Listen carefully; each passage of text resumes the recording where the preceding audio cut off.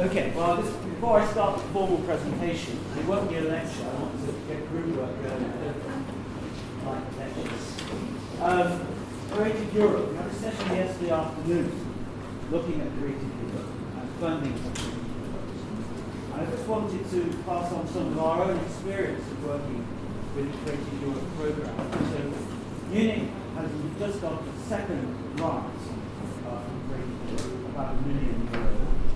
The next 3 or 4 years, and we have to apply in competition with other networks, about 22 networks, lots of money, and another 20 or 30 did not. I assume that what you were talking about yesterday afternoon was the project funding, not the network. Because there are 2 pots of money, one for networks and one for projects. Now, I think the Creative Europe programme is great, but it's too small. I think more money is spent on a Eurofighter per year than is spent on project funding for Creative Europe. So it's relatively small, it's very tiny. But one of the problems I have with Creative Europe is that you are competing against one another for that funding with other organisations around Europe. And then when you've got that funding, the Creative Europe programme says, now get together and work together. There's a bit of a contradiction there. So that's one of the issues I've got with the Creative Europe programme. It's too small for a start, there should be a lot more money there. A lot of the money goes to the wrong place. It goes to the audiovisual fund, much larger than the project fund.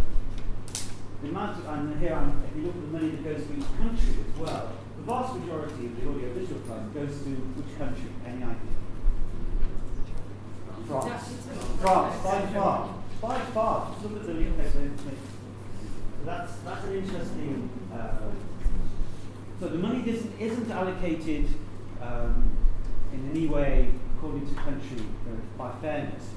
If you look at the audiovisual sector, that's where most of the money goes for that fund. And of course, because France is so strong in that area, it's so interesting in that area, they get most of it. That's fine. But I think they are now going to reform the Creative Europe programme and make lots of changes in the next round of 2021. So it is, I think, a very useful way of forming partnerships. Because in order to get Creative Europe funding, you need to have partners, preferably international partners, to get the money. But just be aware that you will be competing against lots of other people doing exactly the same thing. So that's one of the issues I've got with Creative Europe. Any questions about the Creative Europe programme were raised yesterday afternoon? Any issues that were... Reporting, yeah. Reporting is a real problem, yeah. Because there's a lot of bureaucracy associated with reporting. Those who've already got Creative Europe funding, you can hire somebody full-time almost with all of the reporting. So that's a common, they've been criticising the Creative Europe programme for years about that, and they've not been able to do much about it. So it's very complicated. It takes a lot of time by the recipients to do the reporting, the financial reporting in particular, and also takes a lot of time in the Creative Europe team, because they spend a lot of time reading those reports, sending them back because they're not any good, and so on. So there's a lot of management time involved in reporting. Now that's not good either. So, and they're aware of that. But because of the audit requirements for European funding, I don't think they're going to make a lot of changes there. But I think this is something you have to look at. I know in my team, half a post basically spent just on that reporting and monitoring requirement for that big grant. Bit of a problem. Okay, so today, as I understand it, you're going to be looking at international partnerships. And what I thought I would do is tell you a little bit about this particular international partnership and provide some lessons on it, but also start to think about how you can start to work in international partnerships yourselves. And I know that a lot of you do, and it'd be useful after I just give this brief presentation to ask about the sort of partnerships you already have. And then I thought what we might do is a little exercise, a SWOT analysis, strengths, weaknesses, opportunities, threats, looking at the relationship, the cultural relationships of Bulgaria. What are the strengths, weaknesses, opportunities, and threats of the international relationships, cultural relationships of Bulgaria? That analysis, it'll be a short exercise, is what we're suggesting every uni cluster does around the world. Look at the cultural relationship between that country and the EU. I'll explain why that's important later on. So I'll just go quickly through this so you have some idea of what UNIC's about. So, the aim of UNIC, the why, which is much more important than the what, or the how, or the who, is to build trust and understanding between the peoples of Europe and the rest of the world. Not to promote Europe. Not to promote Europe as a cultural superpower, Mogherini has said twice recently, which is putting culture and power in the same sentence is not a good idea. But it's about using culture to do that, because that is the foundation of how you build relationships in other spheres, in politics, economics, for example. So that's the purpose of UNIC. Culture there is using two senses. There are two ways, in English anyway, and I think in other languages too, that culture is used. One is culture, the more familiar way we use culture, which is arts and literature. The other way, which is much more powerful, is to see culture as an anthropological concept. It's how we live. Now that concept is the one that's used in the new strategy of international cultural relations. It's not just about arts and literature. It is using its anthropological definition. Now, of course, there's overlap between the two, between culture as arts and culture as how we live. There is an overlap. But I'm sure how many of you use culture in that second sense? You do, in an anthropological sense, not just in arts and literature. Yes. Well, there isn't a problem then. You've already grasped there is this tension. But that's not how ministries of culture use the word culture. It's not how ministers of foreign affairs see culture. And it's not how most members of UNIC see culture. They use culture in that traditional sense to mean arts and literature. There's a big journey for them to make if they're going to start looking at the much bigger way of looking at culture, which is how we live, how people live. So it's not just through culture and arts and literature, it's through looking at how people live and what we have in common with each other as human beings and the cultures we practice. Okay. Any questions about that why? Because if you don't know why you're doing what you're doing, you're lost. You know? So why is most important? Why do you do what you do? Again, to be very critical, most UNIC members don't ask that question about why they run events. Well, we need people to come and look at our films or to learn our languages. That's why you do it. Well, why? Why is it important that they learn language or they learn about our literature and so on? What's the purpose of that? Oh, to promote our country. This is the best way of promoting the brand of Bulgaria, the brand of France, the brand of the UK. Okay, so that's what's going to happen as a result of that, promoting your brand. Oh, well, probably visit us and spend lots of money in our country, or they'll do business with us more than they would have done had they not learned our language or not learned about our literature, or be attracted by our past and our traditions. There is no proof of any of that. There is no evidence to show that by promoting your country through your language and your literature, there are direct economic and material benefits. There is no causal connection. There was one very small study done by the British Council a few years ago called Trust Pays. And what they did was to do an opinion survey, a Mori opinion poll, among a number of countries, and they asked people who had no contact with the British Council and another group who did have contacts with the British Council. And they asked them questions related to what extent they had a favourable perception of the UK as a result of that contact, or more likely to do business with them. And there was a significant difference between those who had contact with the British Council and those who did not. And this flimsy piece of research has been used ever since by the British Council to justify its existence to the Foreign Office and the Treasury. And that's all there is. I don't think there's anything else anyone else has done. So there's a real problem in terms of evaluation of the impact of our work in cultural relations and cultural diplomacy. It's a belief system, like a religion. There is no evidence base yet. But it's a very powerful belief system, particularly powerful among politicians and diplomats. So, we'll have to look at that. Okay. So this is what we are. It's a network. All 28 member states are members, and what we do is work together in clusters around the world. So you only need 3 members to be in a city, and they can form a cluster, and they can meet together and work collaboratively, like you hopefully will do. And they work together with a common purpose, a shared purpose. The idea behind it is to promote, in inverted commas, Europe and European values and European culture. Okay.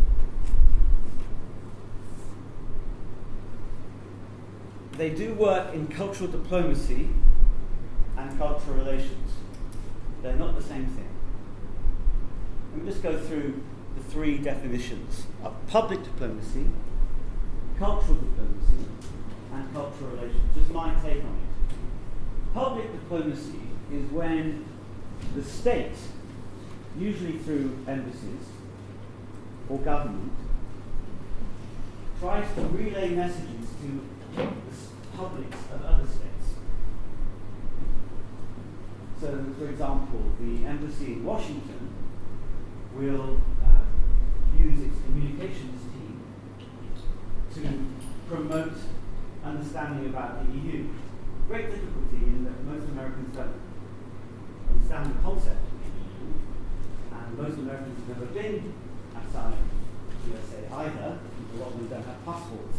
So getting that message across is very basic in public diplomacy information.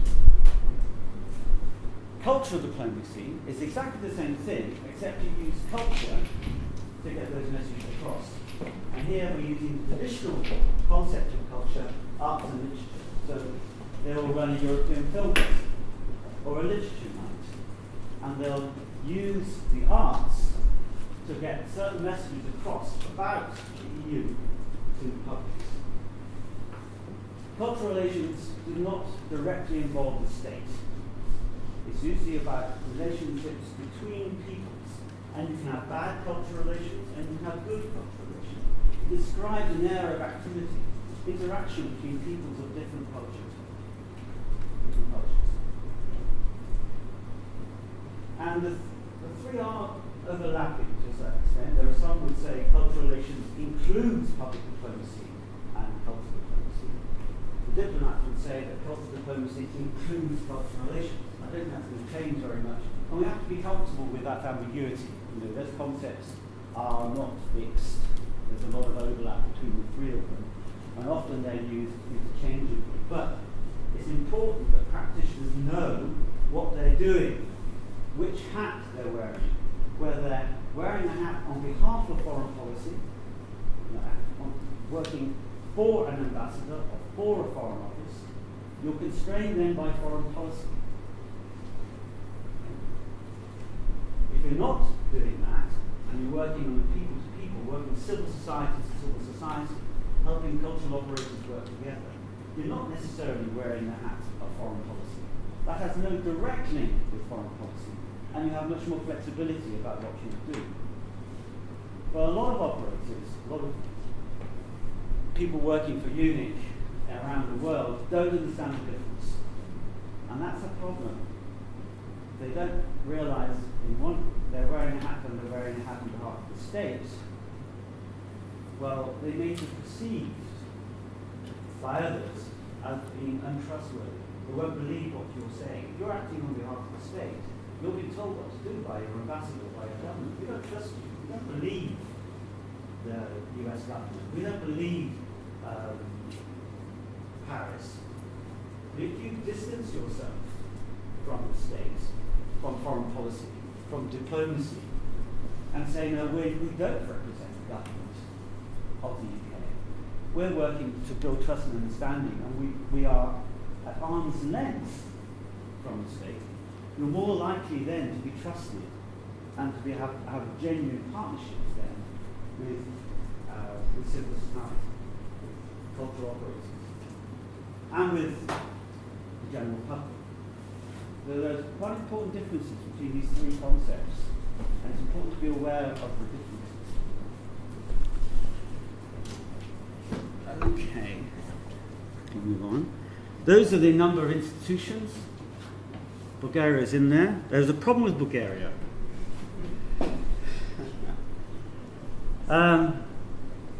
Bulgaria is represented in UNIC through the Ministry of Culture.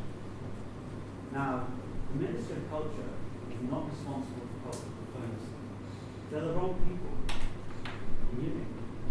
It should be the Institute of Culture within the MFA. Ludmilla was there yesterday evening. Now, we're going to work with Ludmilla and try and persuade the Ministry of Culture to move over responsibility for engagement with UNIC to the Institute of Culture within the Bulgarian MFA. That would be, we'll try and work on it. Ludmilla's saying. Except that there is the ambiguity of the cultural centres are actually under the governance of the Ministry of Culture. Yes, that's we're aware of that, and that's true of some other members as well. And more difficult if you, for example, if you look at the Italian culture institute, there is a tension between the Ministry of Foreign Affairs and the Ministry of Culture to manage the ongoing. But anyway, we'll have to work on that because at General Assemblies, and we have 2 General Assemblies a year, Bulgaria has been, let's say, had a very low profile over the last few years. We want greater engagement with Bulgaria so we can have them much more involved in the cluster. I don't know of any president of a cluster who would be from Bulgaria. We want to change that. Get greater engagement.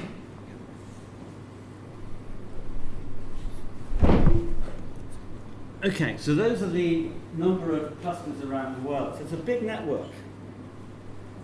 And some countries like Brazil, we have 5 centres. Australia's a couple there. There's several in the United States. There's a big network. So this is a network with enormous potential around the world. 105 clusters.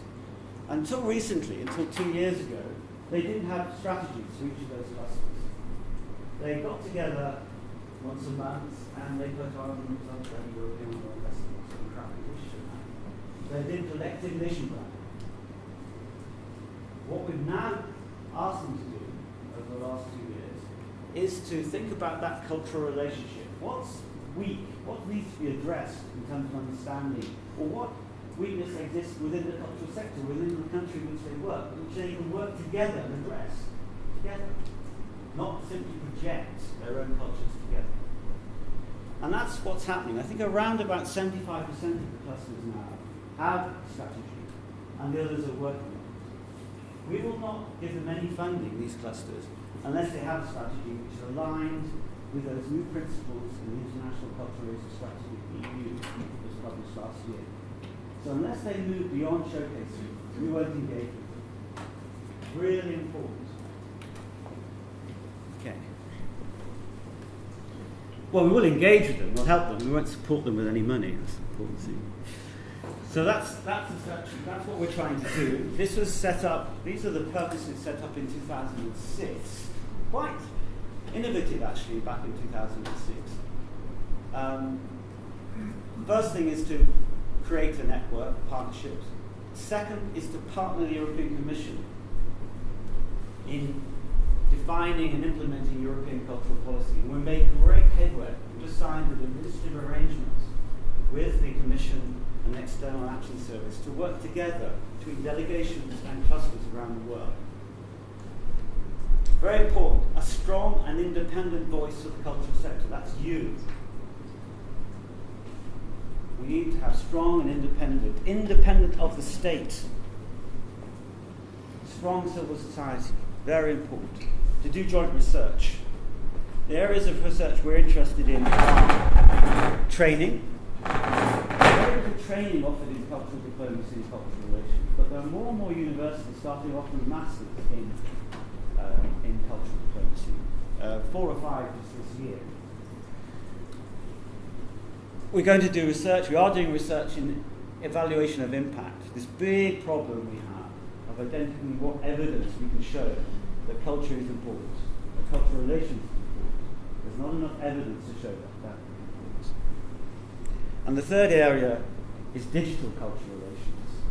This huge potential of digital, which only a few of us are starting to explore.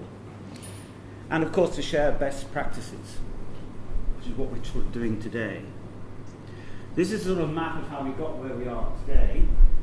Started in 2006. It was actually created by the British Council and Goethe back in 2006. Big change in about 2010. Notice the title, European Union Institutes of Culture. It's a misnomer. We're not institutes of culture anymore. We're largely ministries of foreign affairs and ministries of culture. There's only a few institutes now.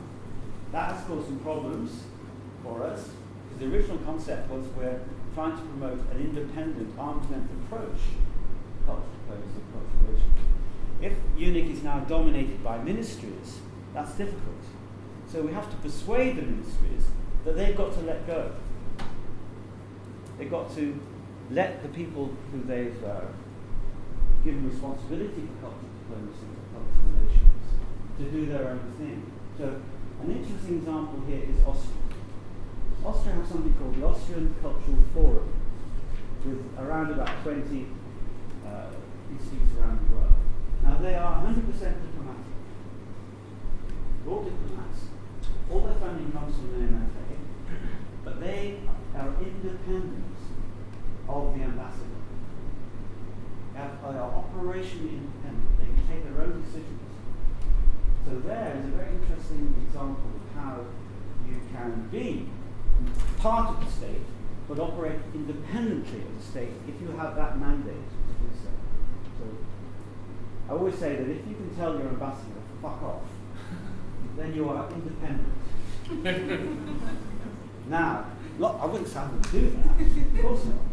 But if you can have a discussion with your ambassador and say, we want to do this, we're more likely to receive trust and understanding by doing it in this way, not having the event at the embassy, for example. That's a big no-no. But if you are going to work with civil society, then get the civil societies working together and you keep out of it. Now, in some cases, that's not going to work. You're not allowed to operate independently. I'm thinking of Iran, Russia increasingly, Turkey probably as well, China. There are environments when you have the diplomatic protection. You need that to operate. But that limits what you can do. Okay, and now where we are in 2017, we've just signed this administrative arrangement a few weeks ago. We're now working on how we can implement the new strategy together. Member states have competence is a technical term in the European Union. In trade, for example, Brussels has competence. It makes trade agreements on behalf of member states. In culture and education, member states have competence.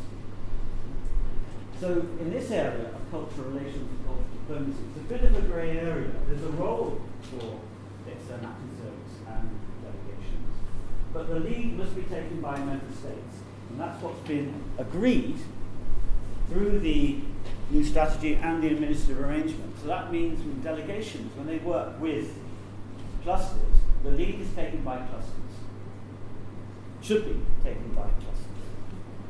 Now, also what's happened over the last few months is that Parliament has adopted a new strategy, last week actually. The Council of Ministers, Culture Ministers, adopted a new strategy in June. The Commission, External Action Service, DevCo, all did it last year. So all of the institutions in Brussels are signed up to this new strategy of international cultural relations, which is promoting an arm's length approach, a wider definition of culture, and a beyond showcasing. All three challenging concepts.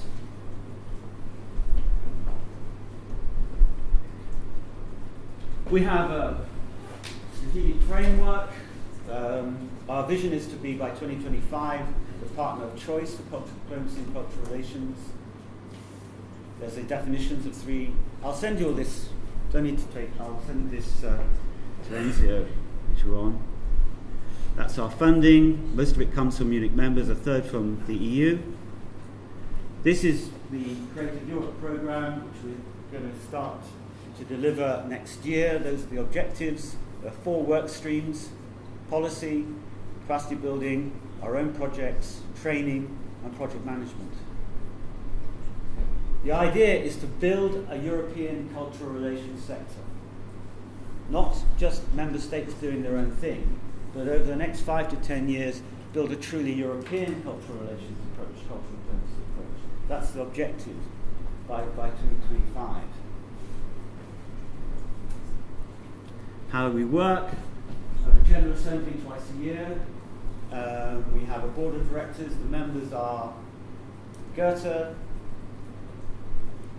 Flemish, we now have the presidency, the French, the Italians, and the Austrians.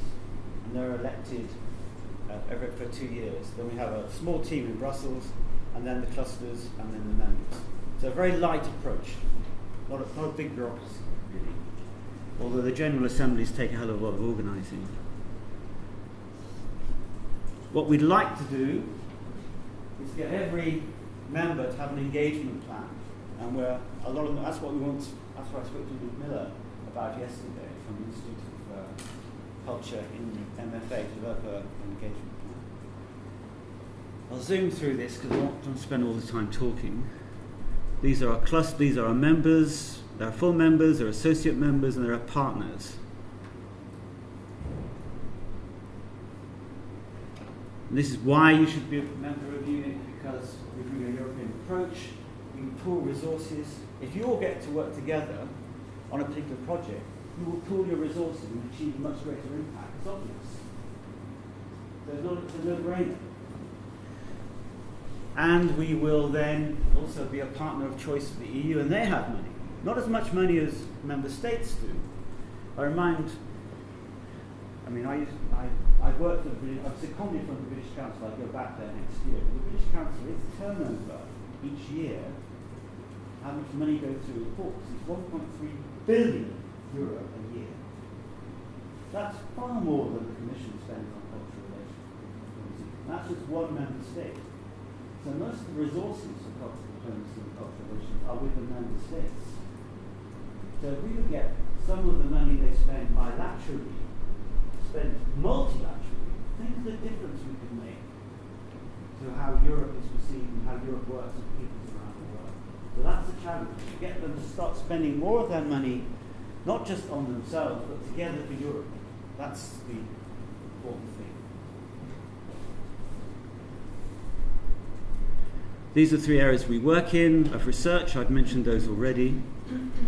And there are some examples of success stories, recent success stories. Athens is a cluster in Europe which works mainly on refugee integration. We have a 4 million project in Tunisia with looking at sub-granting, giving grants to cultural actors in Tunisia as a cluster. Just signed a contract in RDC, small 160. So these things are happening all the time. And they're evidence of a growing partnership between the European Union and UNIC. Those are the sites. We have something called a UNIC app, which I'll talk about later on, and a website. Okay. Any questions before we have a go at this SWOT analysis about UNIC? Anything I've try to be a bit provocative, but you know, really responsive. Any questions?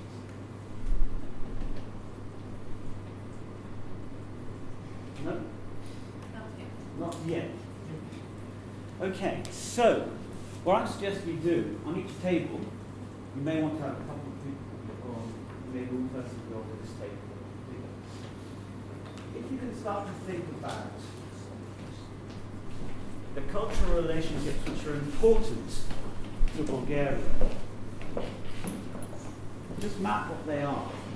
I mean, some of them are quite obvious. Turkey is pretty important.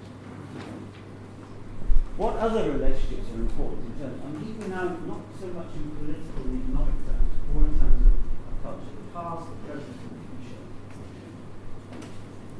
First of all, which are important, and which are the most important. Okay. And then secondly, having done that, what are the strengths and weaknesses in those relationships? Looking at them. Can you identify any issues you have in terms of the cultural understanding of the cultural relationship between Bulgaria and another country? But also look at the EU itself.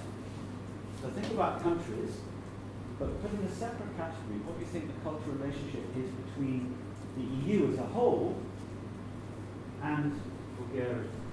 I think it's quite positive. I mean, I just say, I think in terms of Romania and Bulgaria in particular, we're quite positive about it, unlike a lot of other countries.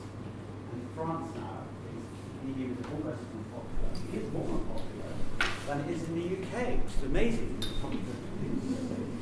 But so there are issues, too. So just for 10 minutes, just work together and look at think about Bulgaria in 360 degrees. Look north, east, west, and south. Look at the countries that are close, geographically close, but also look at some that might be distant. Look at diasporas. Where are the diasporas for Bulgaria? The USA. What influence do diasporas have?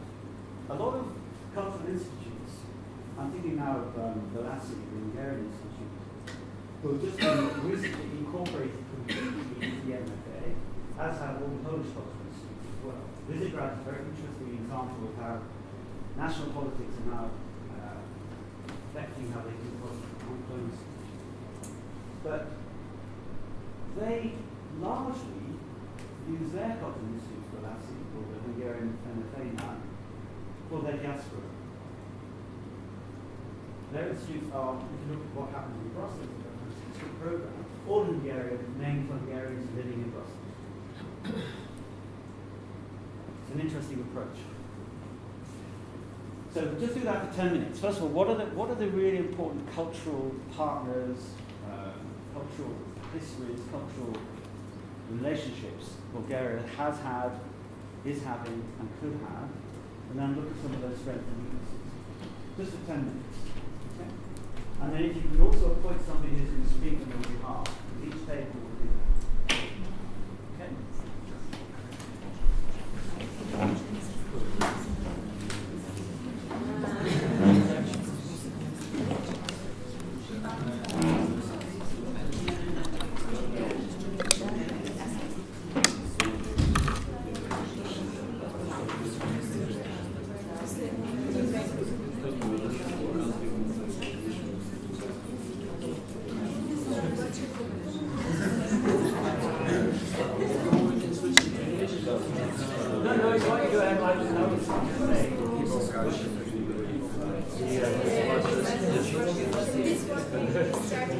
Is it Turkey or Russia which has more impact?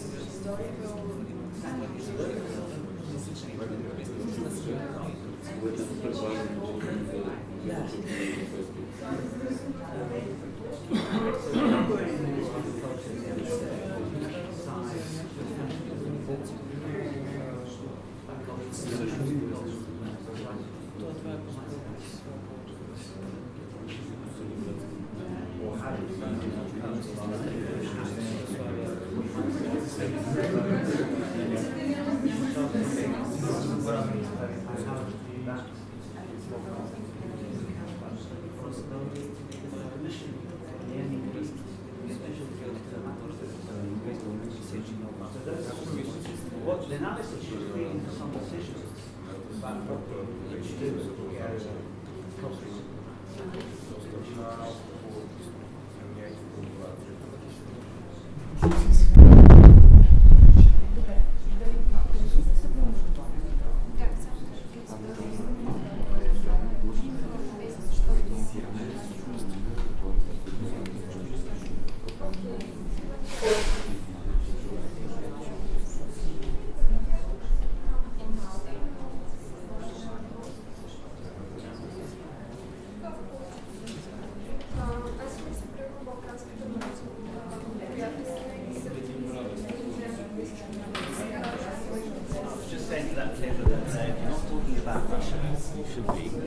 We are not. No, we are not. No, we have another.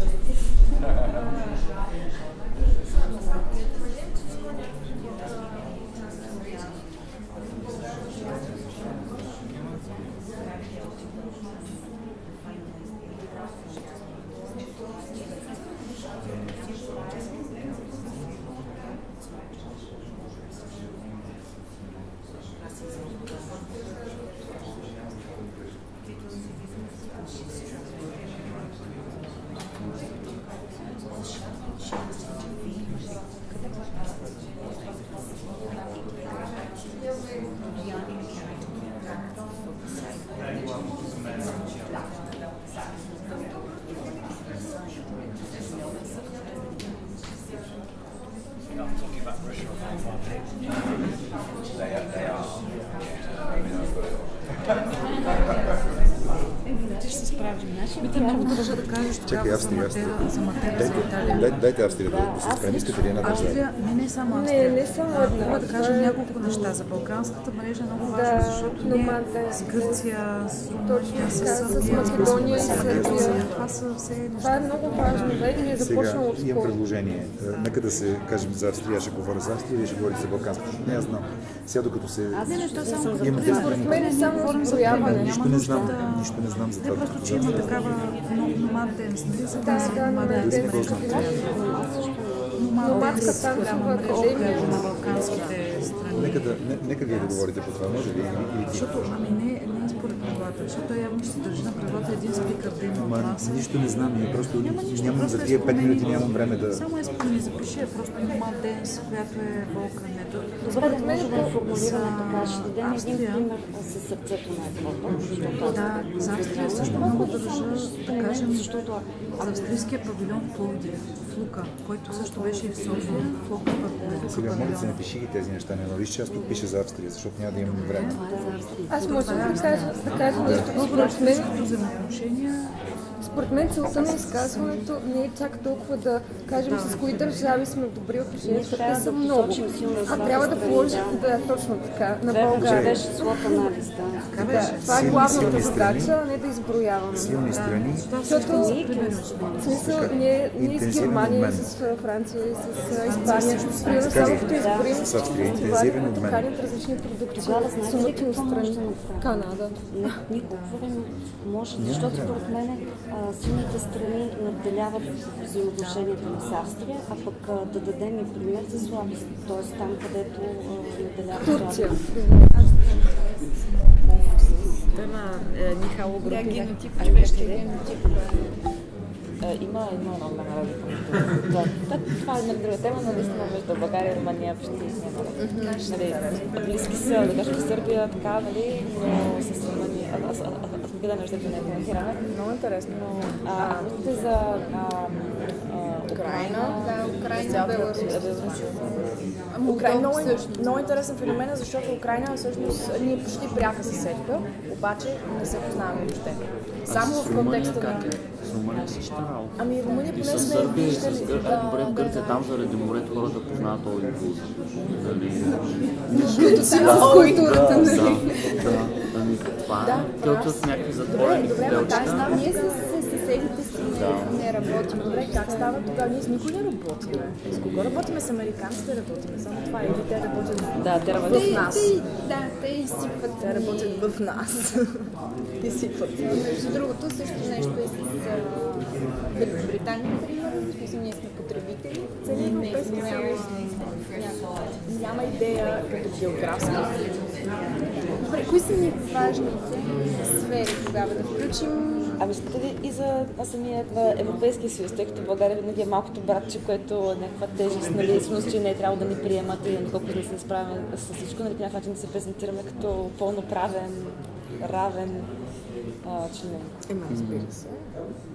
Ама, нали, аз винаги също си мисля, нали, че тая презентация, тя ще е като примерно да дадеш една визитка на една среща.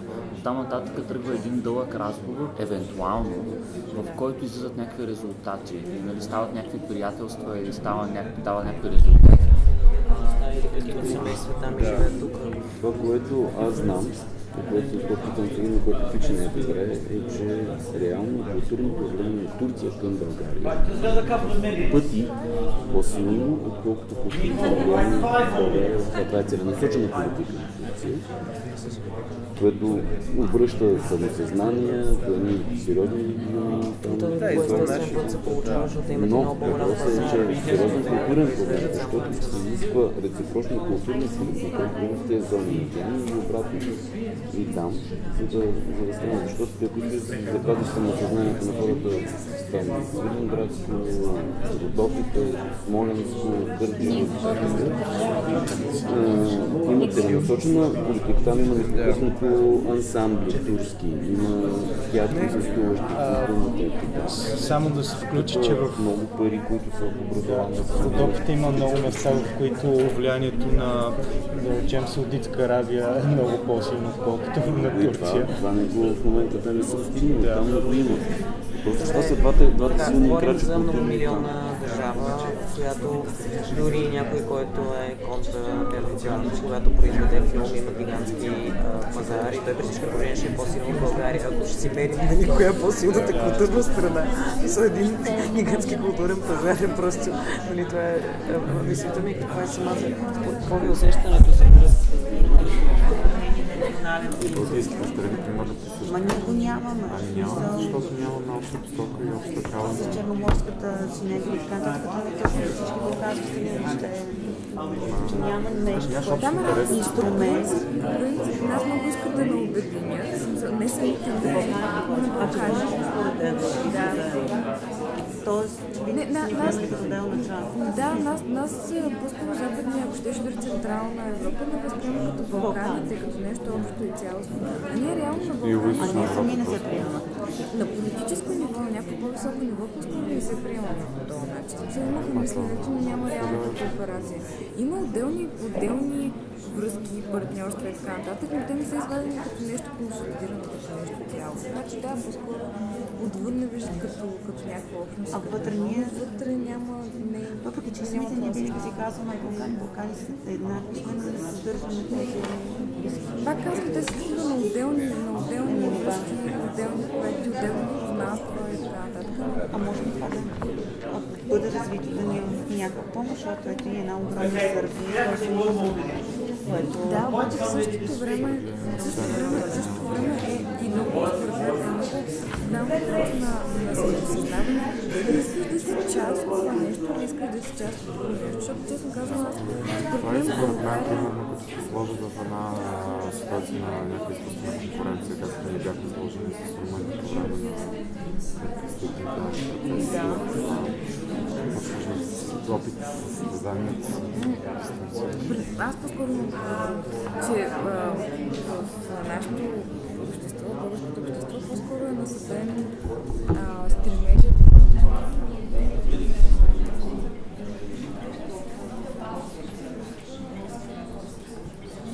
Okay, let's start recording back. We're still not ready. Well, 5 minutes. Imagine you've done this analysis, okay?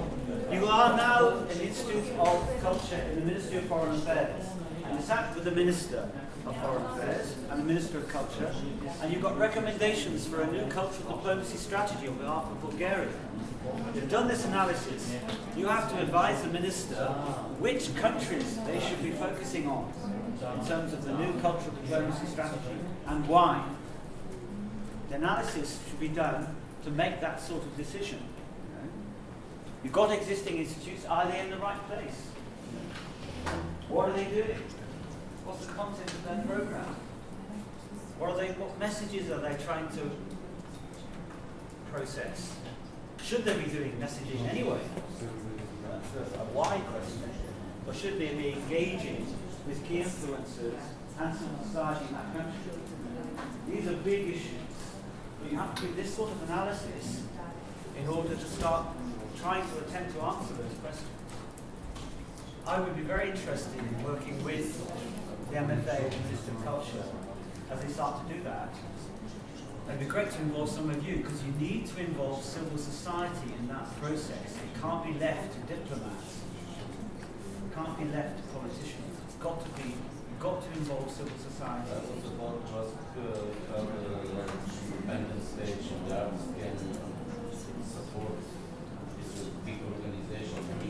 Essential to each of the spring strategies has got to be engaging with civil society in that country, but also their own civil society networks, like Contraction Europe and other operations in Europe, represent civil society. So it's both ways.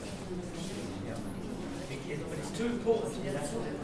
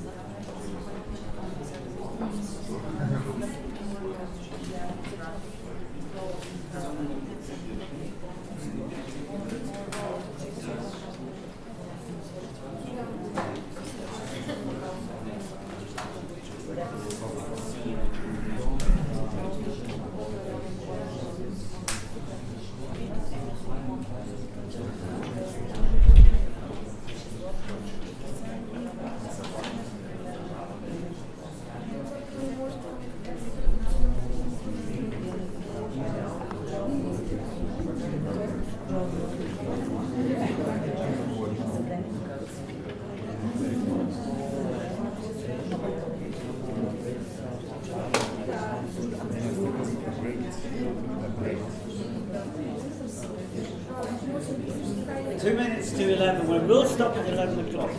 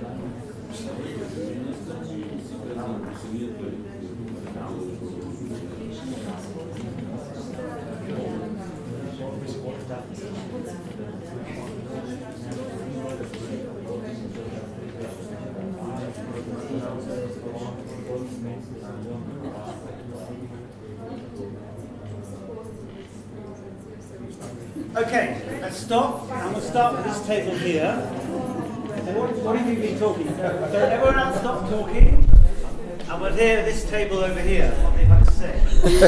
First spokesperson? Yes, we have. Our only man on the table. Okay. I feel a little bit confused, I must admit, because initially I did understand the task quite differently from what you explained later. But still we did our best to arrange all this mess here in something. So we've been discussing, as a good example, our cultural relations with Austria. Why? Because Austria, for example, doesn't have a cultural institute in Sofia, but they do a variety of different things in the sphere of culture.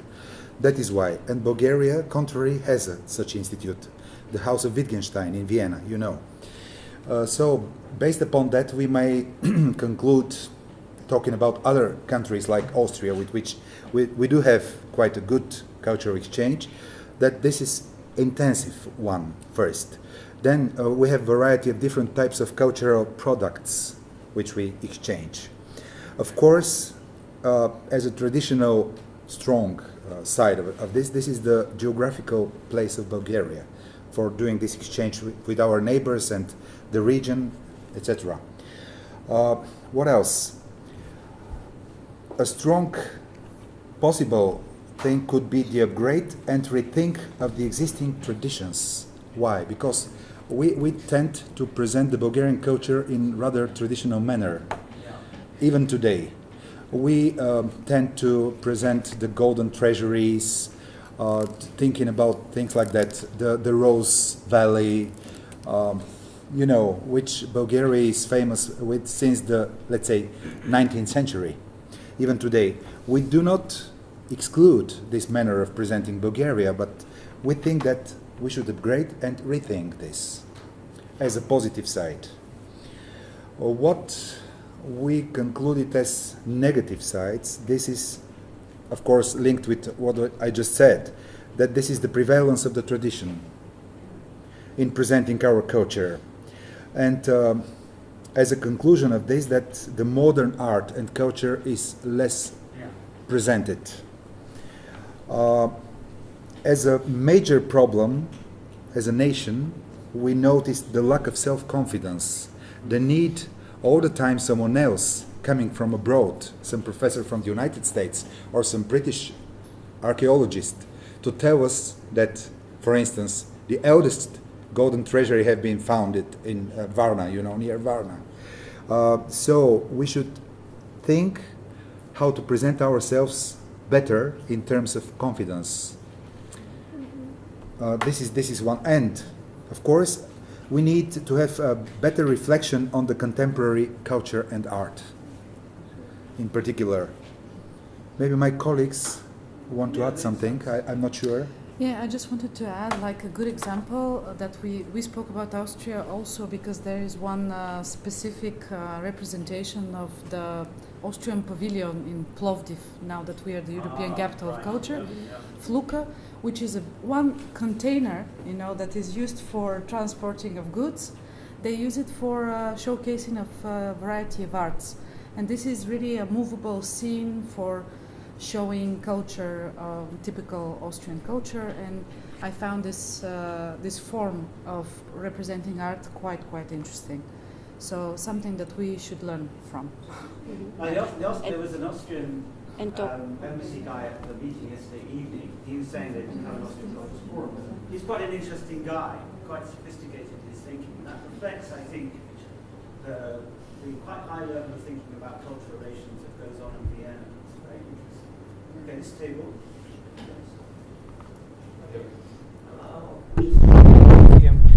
We started more geographically, so it turned out that the two countries that we are mainly connected with are not members of the EU, and those are Macedonia and Turkey. Yeah. We have a huge Turkish minority here in Bulgaria, but at least as far as we know here on this table, the exchanges and the most valuable connections are rather non-institutional. If we have, for example, if we know about directors who work in Turkey or academics that work, for example, so in these civil society contacts are not managed by the state. Yes, more or less. And for example, or I can add the NGOs that try to, for example, make a literary festival with a spot on Turkey and stuff like that. But the initiative that we know is, and something else. Would it actually be opposed by the states on either side? Not really, but yes, and it's again bottom up, searching for. Let's say, then searching for the institutions to help, and the initiative comes from the bottom. And Something else that popped up is that we don't know that much about the diaspora in Canada, for example. We don't know what they are doing. We need some research in these anthropological terms. We know that we have Theo Ushev, who's some people who recently became popular with their work within Canadian environment, and suddenly we remember that they're Bulgarians, and wow, started to be very proud with them. But this is not the broader sense of culture, not the broader concept. So.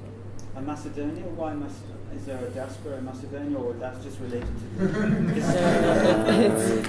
it's quite it's more of a difficult long conversation. It's a difficult historically relationship, but in cultural terms, it's really strong connection. We have this long-term talk about minorities in ex-Yugoslavian countries, which is not really, let's say, not a real discussion. It's mainly politically used, and we still don't know. We don't have a proper research in terms of self-determination of those people. It's not the Western Balkans. Yeah, exactly. But you have these spots also in Serbia. You have these spots in Greece, close to the borders. So it's. I think this is a huge cultural question, but also huge opportunity, and this makes Bulgaria important in some way. The role of Bulgaria could be used very well as a crossroads. Like this crossroads, within the interrelationships with all these countries, especially with the one which tend to become or not to become member of the EU, which are questioning their policy towards the EU. The culture could be really very, very strong. We also have this language problem with Macedonia. Many people believe that we don't need translators from Macedonian at all, which is completely not true. In terms of literature and local traditions, and especially in contemporary arts, we need it to. So you suggest some sort of mapping. I mean, what we're doing in the sense is starting that process of mapping the cultural relationships. We talked about Austria, Macedonia, the Western Balkans, accession countries, Turkey. Just wanted to mention something in particular because I'm interested in the 2019 Plovdiv. So the relationship with Italy, I'm very interested in that focus. They are the capital of culture, Yes. And I looked through the app and I saw Plovdiv is not on the map. So yes. Yeah, it should be on there. That's a good point.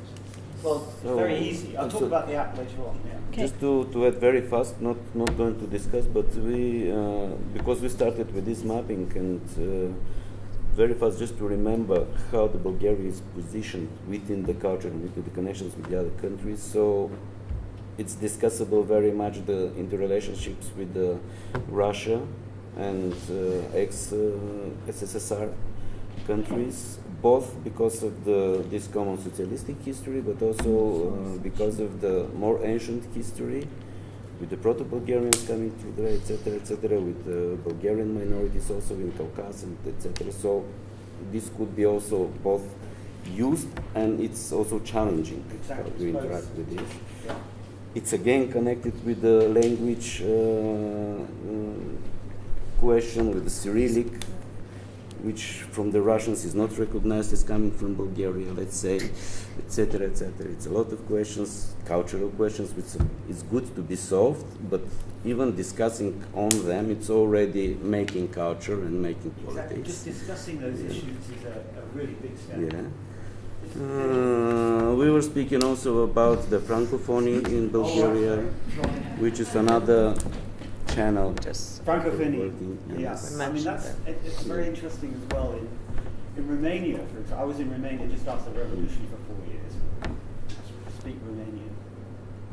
Then French was the dominant language. Now it's American English.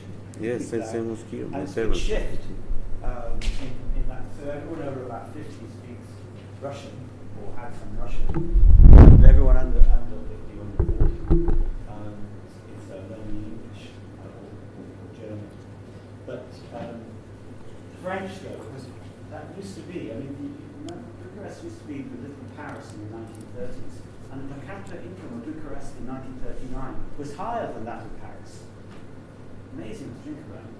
But, so the influence of languages goes up and down according to history. All right, our table started with mapping the countries of interest. So besides Russia and Turkey and the Western Balkans, we also discussed the position in Bulgaria in the EU, since Bulgaria is the newest and the poorest and the not well developed, with so many problems with the rule of law and so on. So we thought that it may be very nice to present our country at EU level as an equal partner and equal as a collaborator. And then also we discussed the countries where there are traditional Bulgarian communities, such as Ukraine, Belarus, or Moldova. And we actually distinguished between the presentation of the culture and collaboration for more contemporary things, or rethinking the culture and the heritage that we have. We also discussed this controversy of presenting the ancient history and ancient culture and ancient the golden treasures and so on, but not highlighting the contemporary art and culture in general. And we were also thinking of some methods to create paths for mutual collaboration between countries, actually, and between actors and civil society members, so to empower them to work together more in the time now.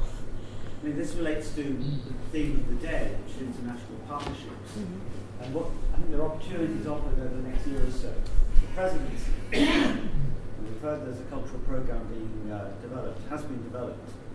We're anxious to see what it looks like. Is it about, the treasury is about traditional folk music and so on, or does it reflect contemporary Bulgaria? We're anxious to see what they come up with. You've got the European Year of Cultural Heritage, which you've got a special session on Saturday, I think, in the programme. And you've got Plovdiv, Capital of Culture. So you've got three opportunities there to feed into this whole issue of how let's talk about presentation versus collaboration. They're not versus each other. If there are misunderstandings about Bulgaria, they need to be addressed. And you do that often by presenting, oh no, you got it wrong. There is a lot going on in contemporary Bulgaria in terms of art. Sorry to interrupt you, but what I think is what you're talking about, because I'm trying to get to understand your network and the meaning of it. I think it's more about communication and the way how we can communicate, because the basic one of the basic problems is the language difference. But this is also it can be advantage, because that's where art comes from, and people can collaborate in a different way via social events and arts and stuff like this. I think, I don't know, because we were discussing this here, I'm very naive, but according to me, I look on this network as I choose my friends, because we said it works on a civil level, yeah? So I thought, okay, so where do I have best connections is where I found friends. So I thought maybe, it could be, but of course, maybe it's just, we were thinking maybe it's more like artistic project. Like how you get to travel around, so you meet friends, you make friends, and where you make friends, you have better connections. And sometimes you think, okay, maybe it will be great to have a good connection with in Holland, but if I go there and if I don't find people I can match with, then I don't have good connections in Holland, and I just waste. No, I didn't waste my money going there and back, but when I go to Germany, for example, and I find good friends there, then there is this constant connection. Oh, we'll send you this band to come over. Okay, great. I have an artist coming there, and he will come and stay with you. I look very on a personal level the way your work works. I don't know if it's like that. I think it's interesting. The new definition of what British Council does is to develop a friendly understanding. Friendly understanding. But you can't do it in a haphazard way. you know, if you've got limited resources, say you're in the Ministry of Foreign Affairs and the Ministry of Culture, you've got a limited budget to fund institutes around the world. Where do you put them? Do you put them where your friends are, or where your friends could be? Well, that's, you know, that's an issue. But you've got to make strategic choices about which friends to develop. Because you might have, I don't know, 500 friends on Facebook, but they're not all friends, are they? Some of them you have close relationships with. But you need to start making decisions at the state level. Because to make cultural relations work, you need an enabling environment provided by the state. They shouldn't get too much involved, but they need to provide some funding, they need to provide a structure, and they need to keep out of the way at the right time. But they need to make some strategic decisions about which countries are important. So I think the friend issue is really important, because you want to make friends. That's what cultural relations should be about, making friends across the world between peoples. But it can't be left up to individual choices necessarily. There's got to be some structure as well around the individual cultural operators and some guidance for cultural operators about where we need to make more friends. Do we need to make more friends in Russia and Turkey, for example, or Macedonia, rather than Austria, where you may already have a very good relationship? I think that cultural relations are just the first step. And actually the second step and the most important is that the cultural relations bring us to business relations and diplomatic relations. And this should be the way of thinking for our policy makers, politics makers. Well, do they think that way? Sure. I don't think so. But I think I think that more and more people are thinking that way, and they use this concept of soft power, which is not terribly useful or helpful. Just sure, you mentioned something at our table, and we forgot to mention it. We just mentioned identities and questioning identities, and this is why we started talking about Turkey, Macedonia, and Canada. Yeah. Because this has a lot to do with Bulgarian identities, and all the Bulgarians in Canada don't feel like Europeans. They do not even think about European identity as a problem, because here we do. Here we regard sometimes our European identity as opposed to our connections with Turkey, which is not necessarily true. And having a cultural relation with Turkey can make you more European. Well, I mean, the whole issue of Turkey's accession, because Erdogan had an interview yesterday on BBC, and he said, look, we don't need you guys anymore. In fact, if you don't want us anymore, we're quite comfortable with that decision. You know, we can stand on our own 2 feet. We have a per capita income now of $12,000 a year per person, and it's growing all the time. Turkey doesn't need the EU. If you don't need us, we don't need you. Very strong statement. The only country that really was pushing for Turkey to join the EU way back when negotiations began 10, 15 years ago, ironically was the UK. It was France and Germany who were opposing Turkish accession. So how things have changed. This statement. Okay, so we actually have a lot of common topics with Timothy. And we also started thinking geographically about Bulgaria and its neighbors and the countries we work with. So the first country that was here on our table was actually Russia. And it was due to the historical issues, if you want, we have with Russia. And also we talk about the Slavic countries and the common language and the common history and so on. But talking about Russia, it was more about problems that we have on a political level, not so much as a cultural level. So we kind of ditched Russia and thinking about it. And then we started thinking about Turkey. And also all the issues about the historical past that we share and all the cultural values that more or less we share, because We used to have a lot of common history together. But these days, also thinking about political level, we don't work with Turkey so much, and it's also a lot of problems there that I'm not sure culture could solve. You know. Don't forget So- there are lots of Turkish people. Yes, in yes. Bulgaria, so That's also true, and that also pops up even more problems that I'm not sure could be solved by cultural policy. We're not suggesting that cultural relations solves Yeah, problems. okay. What we're saying is that it can make a contribution. It may even be a necessary contribution. It can't do it on its own. I mean, what cultural relations tries to do is provide a foundation to get a better understanding between people which might relate up to politicians and so on. It might do that. They won't necessarily solve them. I don't think what we want to make claims for cultural relations that you can't. We've already talked about how you evaluate the impact, but can make a contribution. What contribution? We believe it makes a contribution. We believe, but we haven't got much evidence yet. Okay, so even start talking about it, as we said a bit earlier, could be a contribution. It could be a contribution. Yes, but then Yeah. think about Russia and Turkey, and then we start talking about the Balkans.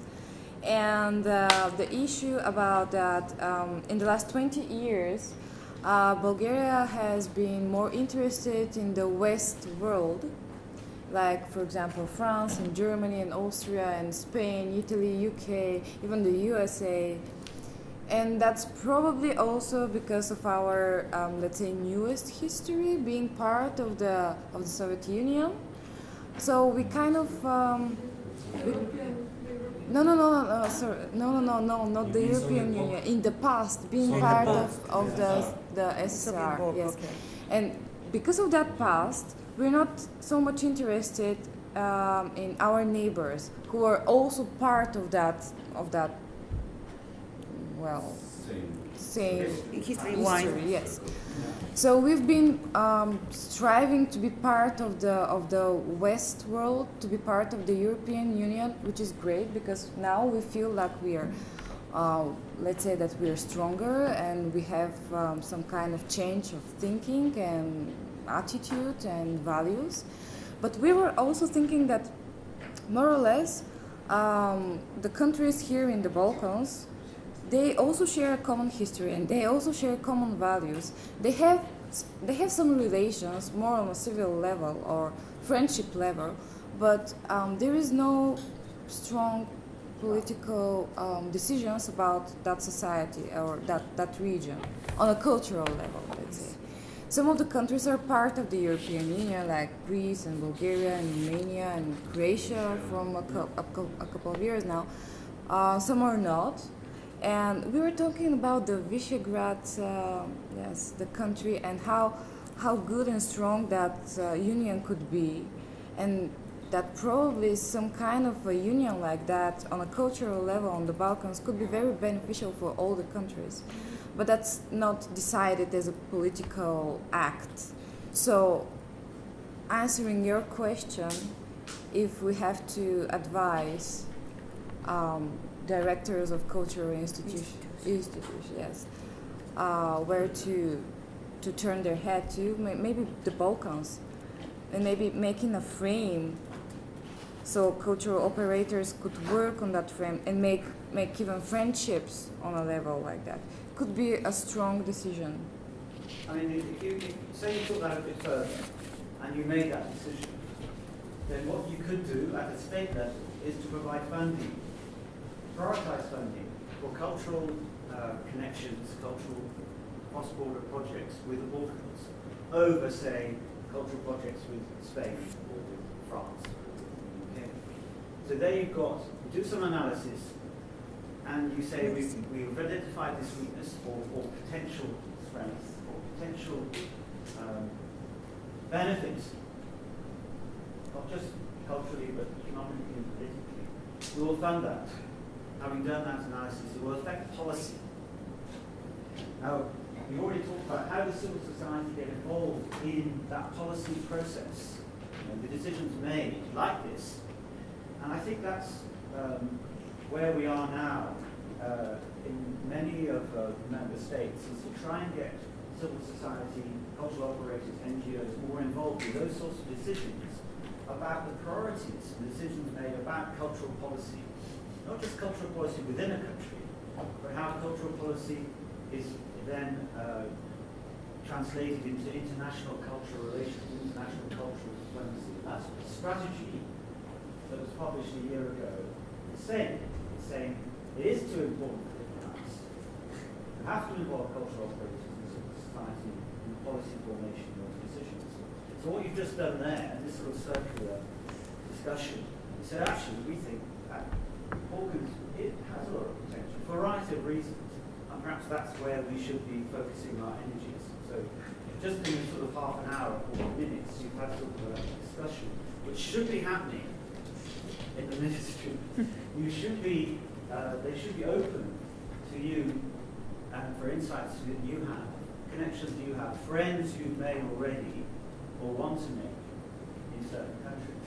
I think that's where what is happening in certain countries. They are being more open and getting civil society more involved. Now, one of the problems, and it's something Mike was discussing as well, who represents Bulgarian culture? Who represents Bulgarian civil society? Who represents Bulgarian NGOs? I have a question already, not a question but an answer. And I wouldn't forget the immense amount of Bulgarians who already live in the EU and are kind of non-formal ambassador or present Bulgarian culture already. So they're like mediums. And you've got senior officials. You've got a commissioner, for example. But I'm not talking about that. I'm talking about how you organise yourselves. You know, I mean, if you have to, say you were invited by the Minister of Foreign Affairs or the Minister of Culture to advise them on cultural relations strategy and cultural diplomacy, what would be the process by which you invite, you get a representative to speak on your behalf?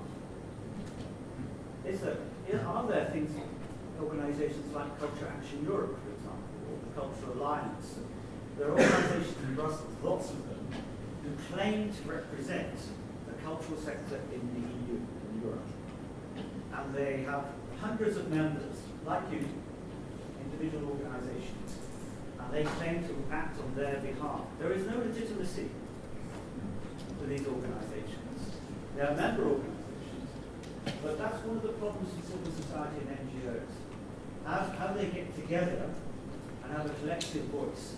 Because what happens all too often is they fight one another for limited funding. You know, that's what Creative Europe does, for example. And as a result, when you do get them together, and I think a very good example is the SDGs. Culture didn't get represented in the Sustainable Development Goals. And that was partly because the cultural organisations trying to input into that process were too busy fighting each other. One explanation, lots of others as well. But that's an interesting issue for you as representatives of the cultural sector. How do you start to work together if you were asked to have more input into what happens in cultural policy internally and externally? I mean, I don't know to what extent you already have that access. If you were, one of the issues is going to be how you overcome some of the initial the problems you have competing for limited funds, which is a common factor across the EU. Sorry.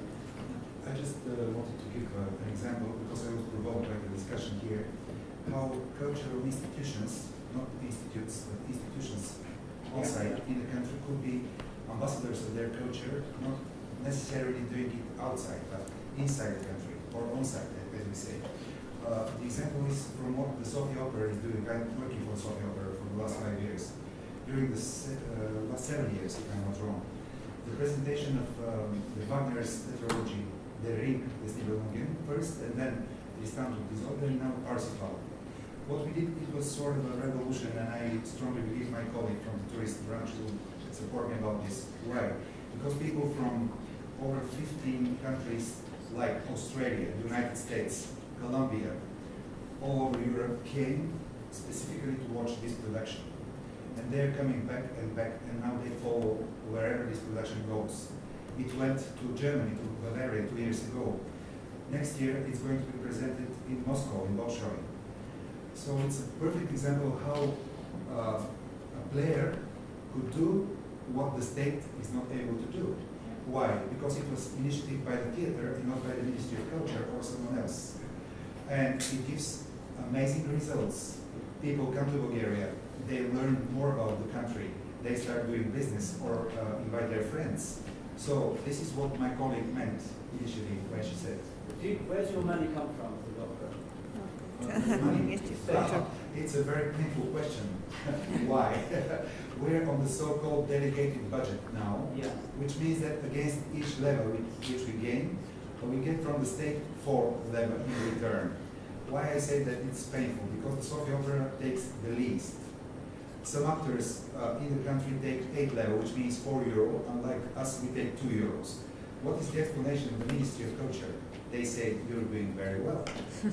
So the better you do, the less money you get. But there's another example of competition being forced on cultural operators because the Arts Council or the Ministry of Culture has money and it allocates money to individual institutes. Okay. Those who don't get money feel rejected. Those who get the money or even have their money cut, they feel privileged. So there's a great deal of envy and competition because that's also how many arts organisations get their funding. Again, it's another issue in terms of how competition and competition over limited resources prevents collaboration. Now I have a question for you. Do you think, probably how you think that the Brexit will reflect the cultural exchange? I thought someone would ask that.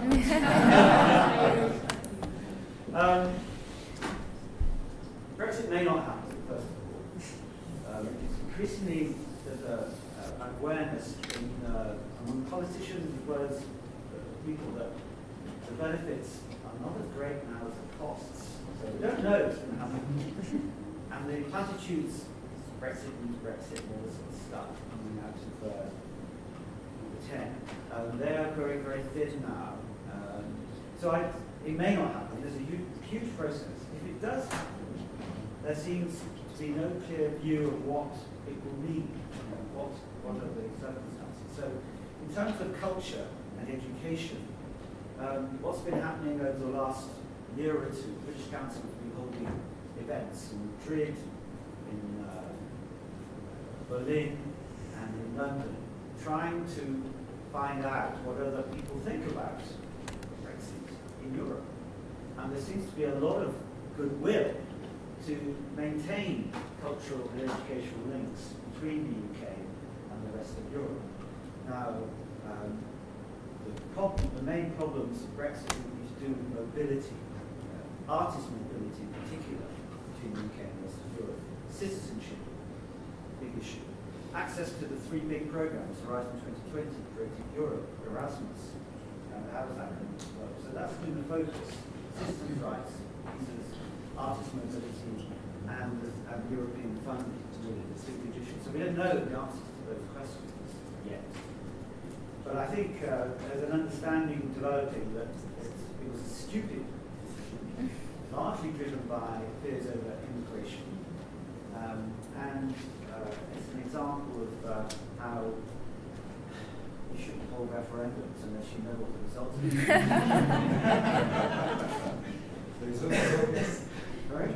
The result is obvious. Yes. It's going to be like in Britain. Yeah. Probably. Isn't there the political obligation to fulfill the will of the referendum?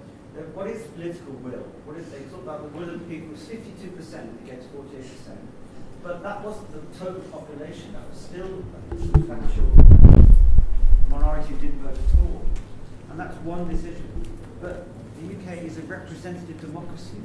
You elect MPs to make decisions on your behalf. You don't do it by a referendum. And we should never have held one.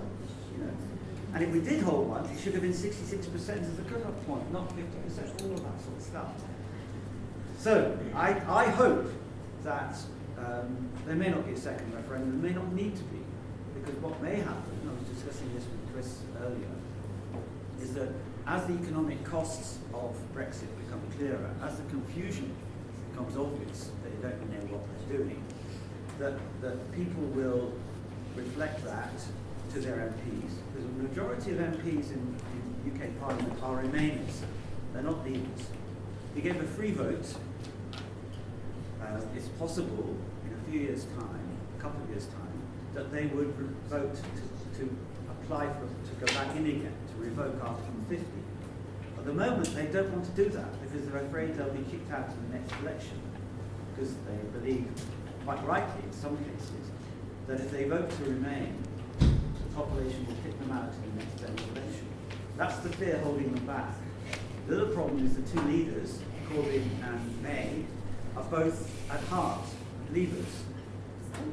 And that's not going to change soon unless there's a general election. I mean, May go soon. It looks like Corbyn's going to stay around for a while. So it is a complicated situation. Personally, I think it's a really stupid thing to do. And I hope more and more people will start to feel that way and we won't have Brexit. But if we do have Brexit, we hope it won't have a huge impact on the cultural and educational exchanges between the UK and the rest of Europe. We hope it's a soft Brexit, whatever that means. Or an open Brexit, that's a little word. Just a short question. As far as we started talking about procedures and bureaucratic procedures, after we mentioned representation and who speaks For Bulgaria. Yeah. We, just because here for Bulgaria have, because of speculative, I have a view, if there is a real ongoing debate in terms of political representation of the cultural sector, and we believe that in Europe it's a real ongoing debate. It is a big debate. Collective subject. It's a real issue. It's been raised a lot by the European Parliament. That culture deserves more resources, deserves greater importance. Unfortunately, though, there are limited resources, and if Brexit happens, there's a 10 billion gap as well that's got to be filled in terms of funding. So that's why we need evidence. We have lots of rhetoric about the importance of culture, but there's not enough evidence that culture really does make a difference to people's lives. So we need lots of case studies. We need more MEPs making that argument. Yet the European Parliament is getting more and more important, you know. Many due to Schulz, but it's getting more and more powerful. So that's good, because they ultimately are the ones that will carry this issue forward, not the Commission. The Council of Ministers, though, member states, have to take that on board, and that's not happening at country level, at member state level. In every country, there's very little funding, not enough funding for culture, and whenever there are cuts need to be made, often culture gets the first cuts. Decreasing in every country is decreasing, I think. So that's not looking very optimistic, really. But that doesn't mean we should give up. And I think that it's alliances of cultural actors in member states working together, like Culture Action Europe and other alliances.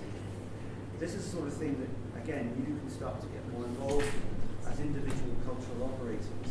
Start to make those international partnerships, not just with other like-minded institutions in countries you've already identified need to be friends, but also in Brussels. There are lobbying and advocacy organizations trying to make those cases there, but they need to make them in Sofia. They need to make that case in Vienna and in Paris and in London, and they need to join together. And that's very difficult when there are limited resources around. It's not terribly optimistic, but if you can be independent of the state, that's the other option. To what extent can you not be reliant on state handouts for your work? That's a big challenge. Right, 10 minutes over. I just want to mention lastly the app, Unique app. It's called Invisible City after Calvino's Invisible City. It's a novel he wrote years ago. It's on Android and it's on iOS, and Sophia is on it. So if you download it, the idea behind it is that, first of all, it started, this is a good example of how things can start bottom up. It started in Prague among some students at the university, and they approached the Unit cluster in Prague and said, we've got these ideas about how you could use an app to showcase some of your work in Unit cluster. They involved Lisbon and some students in Lisbon as well. And together, they over the last year or two, they produced this app. We've given them some funding. Commercially, to produce this app would have cost 10 times more than it cost us. Students have done it themselves, largely. And it's grown from a way of showcasing Munich to a way of showcasing culture in particular cities. So if you want to get what you are doing in Sofia on the app, it's very easy. You just give them permission to the operators. They will take, everything is taken automatically off Facebook. That's how it works. There's nothing for you to do.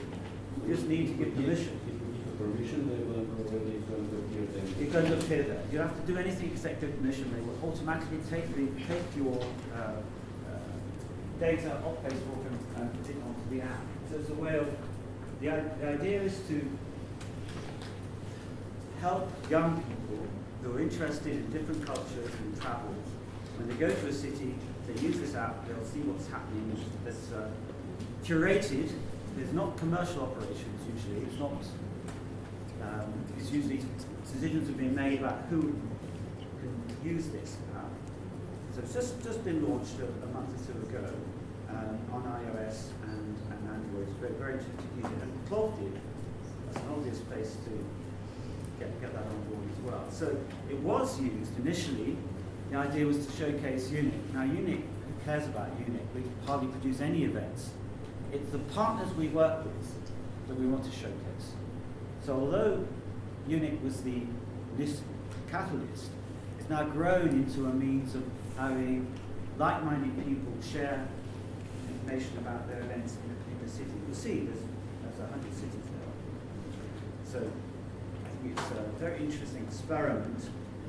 We will stop funding it. Don't spend that much money on it. I mean, I think the total cost of you less than 50,000 euros, the whole thing, over the last 2 years. We'll stop funding and try and find, they will have to find other people to support it. And that's good as well. You've got to find other ways of funding initiatives like this. They've got to stand on their own 2 feet. Okay. Okay, I know we're over time, sorry about that, but I want to make just a very controversial comment. Of course. Okay. So to go back to the beginning, to how we define culture, you all know that there's an older usage of the word culture, which is to define civilization as opposed to more backward people. Okay. And as this colonial type of thinking seems obsolete, I'm not so sure it is right now in the 2017, and I'm not so sure these common European values are so real, because I'm thinking about maybe Britain and France, democracy or the civil society are part of your whiteboard, but in Bulgaria, not so sure about that. And maybe even a better example, Hungary, which is an EU member country, closed all the borders, said no refugees please, because we want to keep our national identity. A couple of days ago there was President Trump's speech at the square there, who said people, we have to protect Western civilization because barbarians are coming and we are under attack. It's a question of survival. So there is, I would say, there is a culture clash within Europe also, not only between Europe and the larger world. And that there's not only competition, but it's also conflict. I mean, different worlds coming to each other, and just to go back to what you a point you made yesterday that I really like, that cooperation is not just about presenting yourself, but also listening and letting the other one change you, which I really like. But just to push a bit on that, it's also a question how much will we let them change us, because would we like to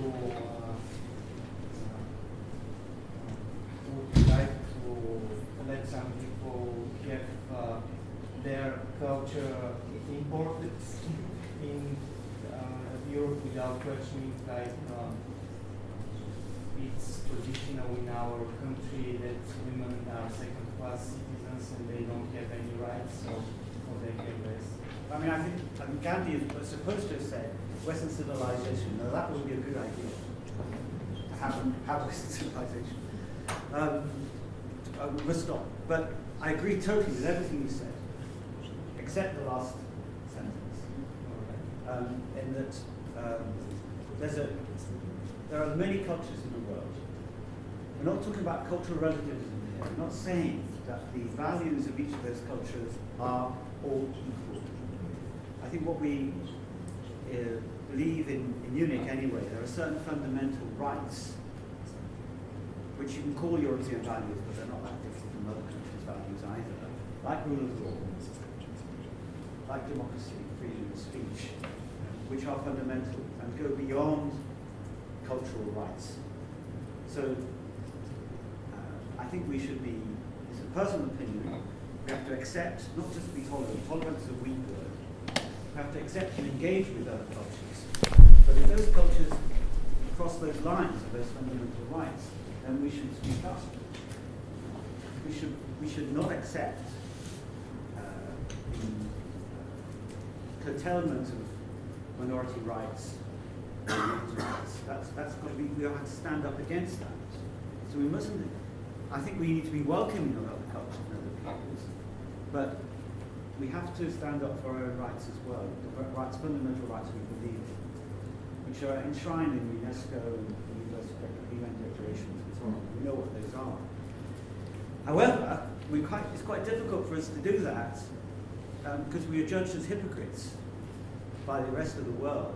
If you look at certain practices within our own states, like Hungary, for example, like the UK, certain states as well. So it's very difficult. We are not perfect, and the EU is culturally diverse, politically diverse, and we are always striving to live up to certain standards, and sometimes we don't. It is still, I believe, the most interesting experiment going on today in global politics. It's worth persevering with, because we have to move beyond the nation state into some other politics, into some sort of global citizenship space, a cosmopolitan space. Cosmopolitan is a citizen of the world in the Greek. So we have multiple identities. They don't have to be in conflict with each other. If there has to be one identity which is more important than the other, it is that citizen of the world. I mean, Theresa May, she was quoted as saying, if you're a citizen of the world, you're a citizen of nowhere. She was completely wrong about that. Citizen of the world is the most important identity you have. But you have lots of other identities, but sometimes they come into conflict, and that's when you have that tension. Okay, coffee. Yeah. And really enjoyed being with you today, and I look forward to how you get on with the rest of the week. Thank you very much for the